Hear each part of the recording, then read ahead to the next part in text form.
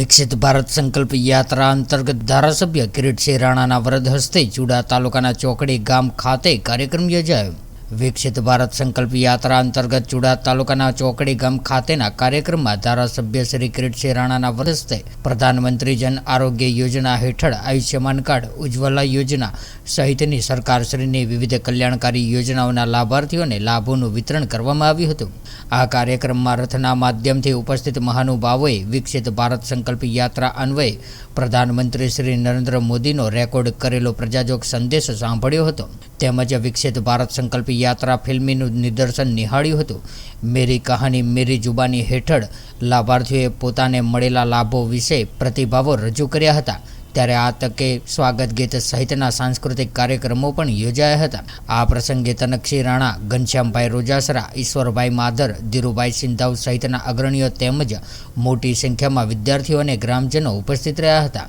તાલુકાના પંચાયતના પ્રમુખ ભાઈ શ્રી ઈશ્વરભાઈ, એવા જ જિલ્લા પંચાયતના આપણા બંને સભ્યો ભાઈ શ્રી તનકસિંહ રાણા, આજ ગામના ભાઈ શ્રી ઘનશ્યામભાઈ, એવા અમારા પાર્ટીના પ્રમુખ ભાઈ અલ્પેશભાઈ, મહામંત્રી ભાઈ જયદીપભાઈ, મહામંત્રી શ્રી પ્રતાપભાઈ, વડીલ કોળી પટેલ સમાજના ચોકડી ગામના ભાઈ શ્રી પોપટભાઈ, કેબી ઉપસ્થિત અમારા કારોબારી ચેરમેન માનસંગભાઈ, એવા તાલુકા પંચાયતના ઉપપ્રમુખ, એવા જ અમારા ભારતીય જનતા પાર્ટીના સરકારશ્રીએ મને સહાય આપી।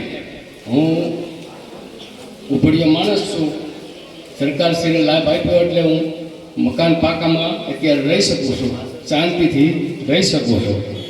હું સરકારશ્રીનો આભાર માનું છું કે મને સહાય આપી।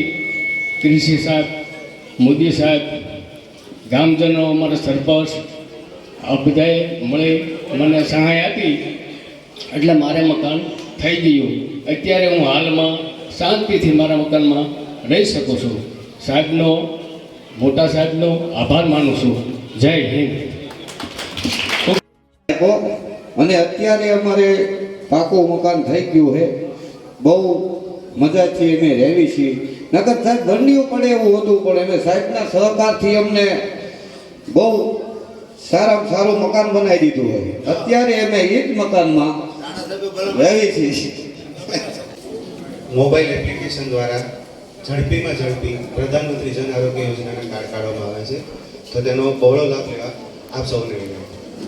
બીજું, કેન્સરની દર મહિને જે પણ લાભાર્થી છે ડૉક્ટરના ડોક્યુમેન્ટ સાથે જે પણ ફોર્મ રજૂ કરી એમને દર મહિને 1000 રૂપિયાની સહાય તેમના ખાતામાં ચૂકવવામાં આવે છે। તે જ રીતે ટીબી અને HIV-ના લાભાર્થીને પણ દર મહિને 1000 રૂપિયાની સહાય ચૂકવવામાં આવે છે, જે તેમના પોષણ માટે સરકારશ્રી મદદ કરે છે। બીજું છે પ્રધાનમંત્રી માતૃવંદના યોજના, જેમાં સગર્ભ સ્ત્રીઓને જુદા જુદા 3 તબક્કામાં 6000 રૂપિયા પૂરા ચૂકવવામાં આવે છે।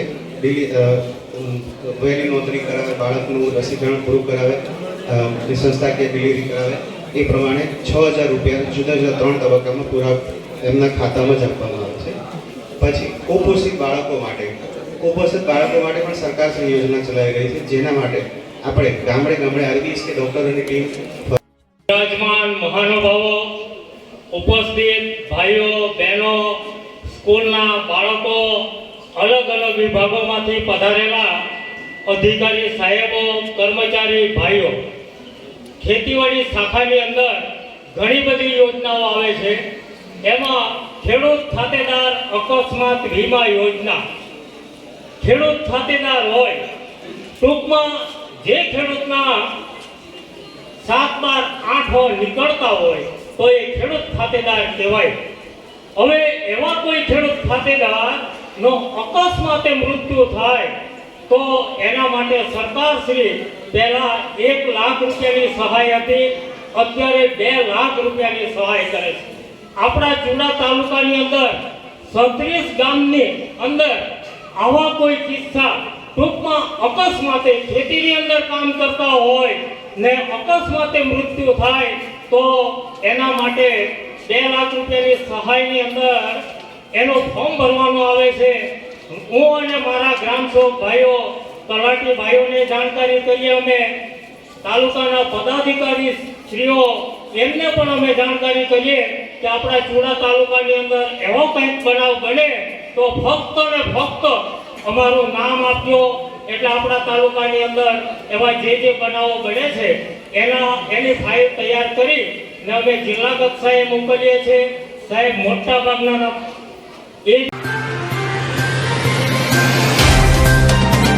तो व्हाट्सएप, ट्विटर, फेसबुक, इंस्टा जहाँ भी आपका अकाउंट है इसे शेयर बटन के द्वारा वहाँ पर शेयर करें